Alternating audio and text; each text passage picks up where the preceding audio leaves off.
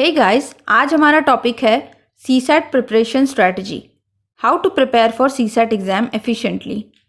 इस वीडियो में मैं आपको बिल्कुल स्टेप बाय स्टेप समझाऊंगी कि कैसे आपको अपनी सीसैट की प्रिपरेशन स्टार्ट करनी चाहिए। सबसे पहले हम डिस्कस करेंगे कुछ basic points regarding CSAT exam, जैसे कि सीसैट एग्ज़ाम क्या है, सीसैट और जीएस पेपर के बीच डिफरेंस क्या है, सीसैट में आपको क्या क्या पढ़ना होता है, दैट मीन्स सीसैट का सिलेबस के बारे में डिस्कस करेंगे।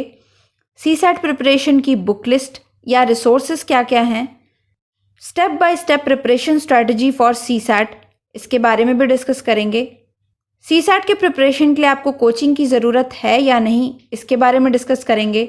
Technical and non technical students की प्रिपरेशन स्ट्रैटेजी में क्या डिफरेंस है, और हम ये भी बात करेंगे कि सीसैट के प्रिपरेशन के लिए आपको कितनी देर पढ़ाई करनी चाहिए और इसकी प्रिपरेशन कब से स्टार्ट करनी चाहिए। ये सारे पॉइंट्स हम आज की वीडियो में ही कवर करेंगे। इस वीडियो में हम बहुत सारे पॉइंट्स कवर कर रहे हैं, तो हो सकता है कि ये वीडियो काफ़ी लंबी हो, बट जो भी मेन टॉपिक्स हैं ये सारे हम कवर करेंगे और आई होप कि इसके बाद आपको सीसैट के रिगार्डिंग कोई डाउट नहीं होगी। सो सबसे पहले सीसैट एग्ज़ाम क्या है। CSAT is civil services aptitude test, जिसके थ्रू एस्पिरेंट्स की analytical ability, decision making ability and mental ability check की जाती है। आप सबको पता है कि प्रीलिम्स के एग्ज़ाम में 2 पेपर्स होते हैं, पहला जीएस पेपर और दूसरा सीसैट पेपर। अब इन दोनों पेपर्स के बीच डिफरेंस जान लेते हैं कि सीसैट एंड जीएस के पेपर के बीच डिफरेंस क्या है। जीएस पेपर का एग्ज़ाम 200 मार्क्स का होता है और सीसैट पेपर का एग्ज़ाम भी 200 मार्क्स का होता है, बट जीएस पेपर में नंबर ऑफ क्वेश्चंस 100 होते हैं, जबकि सीसैट में नंबर ऑफ क्वेश्चंस 80 होते हैं। दैट मीन्स जीएस में एक क्वेश्चन 2 मार्क्स का होता है और सीसैट में एक क्वेश्चन 2.5 मार्क्स का होता है। जीएस में एक आंसर गलत होने पर negative marking 1/3 of question marks होती है। That means 1/3 of 2 marks, that means 0.66 marks कटते हैं आपके एक आंसर गलत होने पर। और सीसैट में 1/3 of 2.5 marks, that means 0.83 marks कटते हैं एक आंसर गलत होने पर। अब बात करते हैं मेन डिफरेंस की, जो है क्वालिफाइंग मार्क्स की डिफरेंस। जीएस पेपर में क्वालिफाई करने के लिए आपको कट ऑफ मार्क्स क्लियर करना पड़ता है और ये कट ऑफ मार्क्स हर साल यूपीएससी डिसाइड करती है। पिछले कुछ सालों के अगर आप ट्रेंड देखेंगे तो एवरेज कट ऑफ मार्क्स 100 से 120 के बीच रहता है हर साल। तो सेफ साइड आप 120 प्लस मार्क्स का टारगेट रख सकते हैं जीएस पेपर को क्वालिफाई करने के लिए, मतलब आपका टारगेट 120 मार्क्स से ज़्यादा का होना चाहिए। दूसरा, सीसैट पेपर क्वालिफाई करने के लिए पासिंग मार्क्स पहले से ही डिसाइडेड होता है, जो है 33% of total marks, that means 33% of 200 marks, that is 66 marks. और सेफ साइड रहने के लिए आप 80 प्लस मार्क्स का टारगेट रख सकते हैं सीसैट क्वालिफाई करने के लिए। सीसैट प्रिपरेशन स्ट्रैटेजी शेयर करने के बाद मैं आपसे एक ट्रिक शेयर करूंगी, जिससे आप सीसैट पेपर में इजीली 80 प्लस मार्क्स स्कोर कर सकते हैं। अब बात करते हैं सीसैट एग्ज़ाम सिलेबस के बारे में। तो ये है सीसैट एग्ज़ाम का सिलेबस, बट अगर मैं ब्रीफली समझाऊं तो इसमें केवल 3 टॉपिक्स हैं, quantitative aptitude, reasoning and English. जब आप सीसैट के previous year question paper analyse करेंगे तो आप देखेंगे कि सीसैट के टोटल 80 क्वेश्चंस इन 3 टॉपिक्स में ही डिवाइडेड होते हैं। इन तीनों टॉपिक्स की स्ट्रैटेजी हम एक साथ आगे बात करेंगे। अभी समझते हैं कि technical and non technical students की प्रिपरेशन में क्या डिफरेंस हो जाता है सीसैट एग्जाम के पर्सपेक्टिव से। ऐसा देखा गया है कि टेक्निकल स्टूडेंट्स को सीसैट की प्रिपरेशन में ज़्यादा प्रॉब्लम्स नहीं आती हैं, but non technical students CSAT की प्रिपरेशन को लेकर ज़्यादा टेंशन ले लेते हैं। ऐसा इसलिए क्योंकि सीसैट में basic English and basic maths class 10th level तक के रिलेटेड क्वेश्चंस पूछे जाते हैं और नॉन टेक्निकल स्टूडेंट्स स्कूल के बाद से ही मैथ्स के टच में नहीं रहते, इसलिए उन्हें ये पेपर डिफ़िकल्ट लगता है। नाउ सीसैट की प्रिपरेशन के लिए सोर्सेज क्या हैं, या फिर आपके जो डाउट्स थे कि कौन सी बुक्स पढ़नी चाहिए सीसैट के प्रिपरेशन के लिए, तो ट्रूली स्पीकिंग आपकी ग्रेजुएशन की बैकग्राउंड जो भी रही हो, सीसैट की प्रिपरेशन के लिए आपको किसी बुक से पढ़ने की ज़रूरत नहीं है। इसके सोर्सेज काफ़ी सिंपल हैं। सबसे पहला और मेन इम्पॉर्टेंट रिसोर्स है वो है प्रीवियस ईयर क्वेश्चन पेपर 5 से 10 साल के। दूसरा, study material of any IAS coaching institute और any online video on CSAT topics. That means आप किसी भी आईएएस के कोचिंग इंस्टीट्यूट की सीसैट की स्टडी मटेरियल खरीद सकते हैं दिल्ली मार्केट से, या आप ऑनलाइन ऑर्डर करके मंगवा सकते हैं अगर आप दिल्ली में नहीं रहते हैं तो। तीसरा मेन सोर्स है मॉक टेस्ट पेपर्स सॉल्व करना। ये तीनों ही रिसोर्सेज हैं सीसैट की प्रिपरेशन के। ये तीनों सोर्सेज आपको फॉलो करने ही हैं। और मैं बहुत जल्दी एक और वीडियो बनाने वाली हूँ जिसमें मैं आपको बताऊंगी कि आप मॉक टेस्ट पेपर्स कैसे अटेम्प्ट कर सकते हैं, मॉक टेस्ट पेपर्स कैसे सॉल्व करने चाहिए और उससे लर्निंग्स कैसे लेनी चाहिए, कैसे उसके आंसर्स एनालाइज करके आप कुछ सीख सकते हैं और उसको कैसे इम्प्लीमेंट कर सकते हैं अपने प्रीलिम्स एग्जाम में। अब मैं आपको समझाती हूँ कि क्यों मैंने आपको किसी ऑथर की बुक रिकमेंड नहीं की, क्योंकि कोई भी बुक जो होती है मैथ्स की या इंग्लिश की या रीजनिंग की, वो हर गवर्नमेंट एग्जाम के पर्सपेक्टिव से बनाई जाती है। और अगर आप किसी बुक से पढ़ाई करते हैं या बुक से क्वेश्चन सॉल्व करते हैं तो आप हर तरह के क्वेश्चंस बना रहे होते हैं। जो सीसैट के पैटर्न से अलग भी होता है वो भी क्वेश्चंस आप बना रहे होते हैं, जो सीसैट के पैटर्न पे होता है वो भी क्वेश्चंस बना रहे होते हैं। तो इससे आपका काफ़ी सारा टाइम वेस्ट होता है। बट जब आप किसी आईएएस कोचिंग इंस्टीट्यूट के स्टडी मटेरियल से पढ़ेंगे या क्वेश्चन सॉल्व करेंगे तो आप डायरेक्टली उस टाइप के क्वेश्चंस पढ़ेंगे या बनाएंगे जो सीसैट के पैटर्न से रिलेटेड है, सीसैट के एग्जाम से रिलेटेड है, ना कि बाकी सारे गवर्नमेंट एग्जाम के क्वेश्चन से रिलेटेड। इसलिए इसमें आपका काफ़ी सारा टाइम बच जाएगा और आपकी प्रिपरेशन जल्दी कंप्लीट हो जाएगी। तो अब बात करते हैं कि सीसैट के लिए कोचिंग लेनी चाहिए या नहीं। वैसे ये पॉइंट काफ़ी पर्सनल है, पर्सन टू पर्सन वेरी करता है, बट मेरा पॉइंट ऑफ व्यू है कि सीसैट में basic maths and basic English के क्वेश्चंस पूछे जाते हैं जो थोड़े प्रैक्टिस के बाद से आप इजीली सॉल्व कर सकते हैं। तो अगर आप कोचिंग ना भी ज्वाइन करें तो कोई प्रॉब्लम नहीं होगी, फिर चाहे आप किसी भी बैकग्राउंड के स्टूडेंट हो, क्योंकि सीसैट की प्रिपरेशन स्ट्रैटेजी काफ़ी सिंपल है जो मैं आपके साथ शेयर करने वाली हूँ।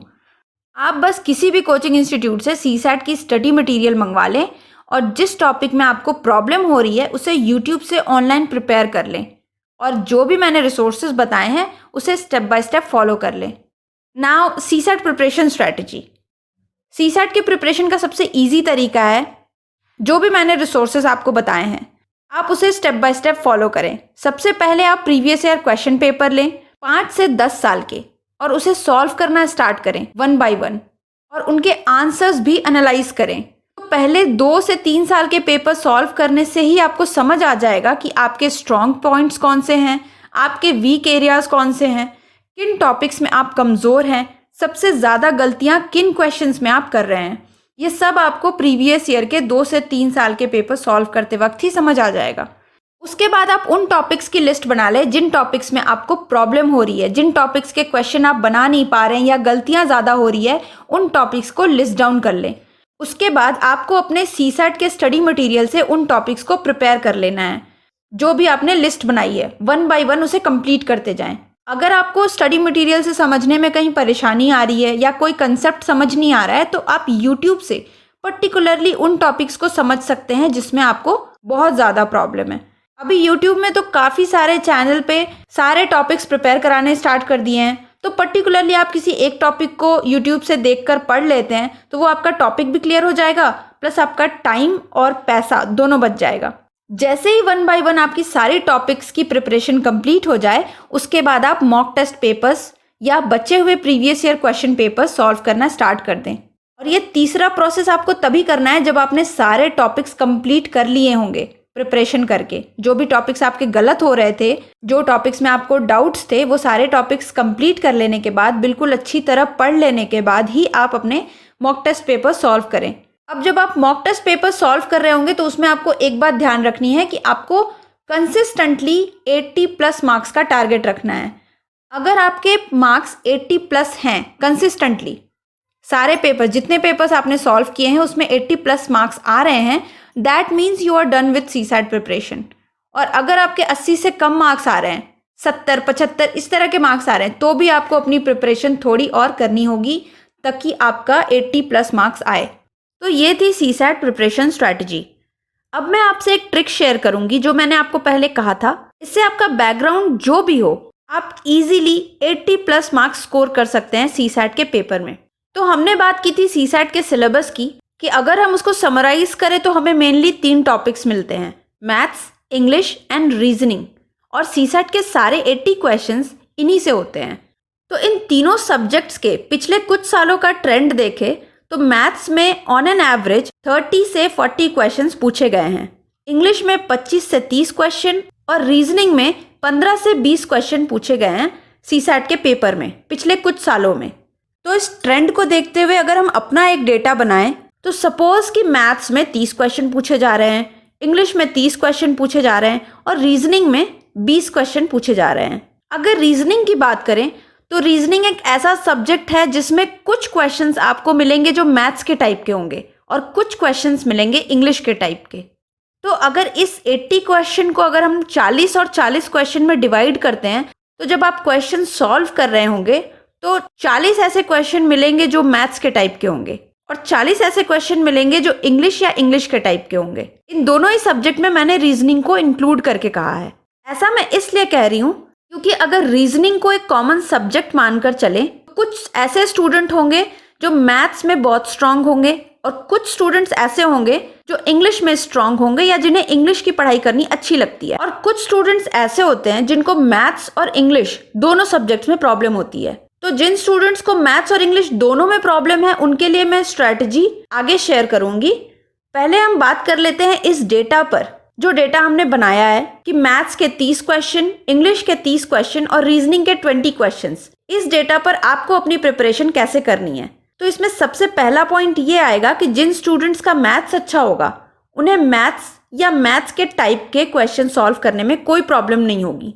वो इजीली मैथ्स और रीजनिंग को लेकर 50 क्वेश्चन का टारगेट कर सकते हैं। और सेम उसी तरह जिन स्टूडेंट्स का इंग्लिश अच्छा होगा या जिन्हें इंग्लिश में इंटरेस्ट है वो इंग्लिश या इंग्लिश के टाइप के क्वेश्चन इजीली सॉल्व कर पाएंगे। तो वो इंग्लिश प्लस रीजनिंग से 50 क्वेश्चंस का टारगेट कर सकते हैं। रीजनिंग को मैंने यहाँ कॉमन लिया है।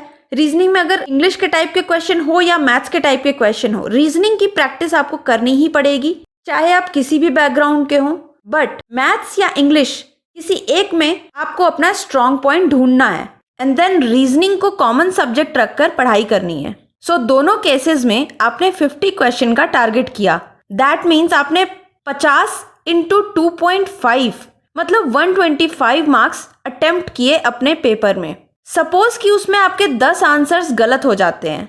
वैसे आपको गलती करनी नहीं है, बट हम जो भी बनाकर आते हैं ज़रूरी नहीं है कि सारा सही भी हो जाए। तो सपोज कि इतनी प्रैक्टिस करने के बाद भी आपके 10 आंसर्स गलत हो जाते हैं।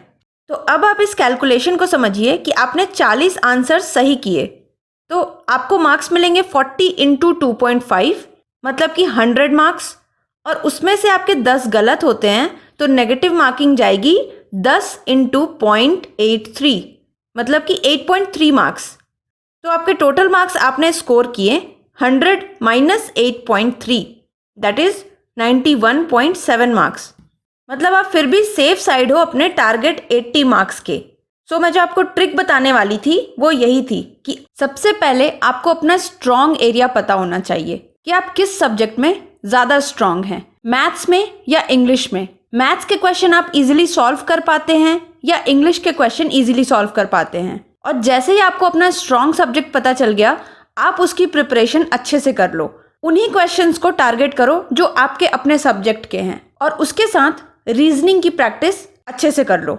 That will be enough for CSAT preparation. Exam point of view से मैं आपसे यहाँ 2 पॉइंट शेयर कर रही हूँ।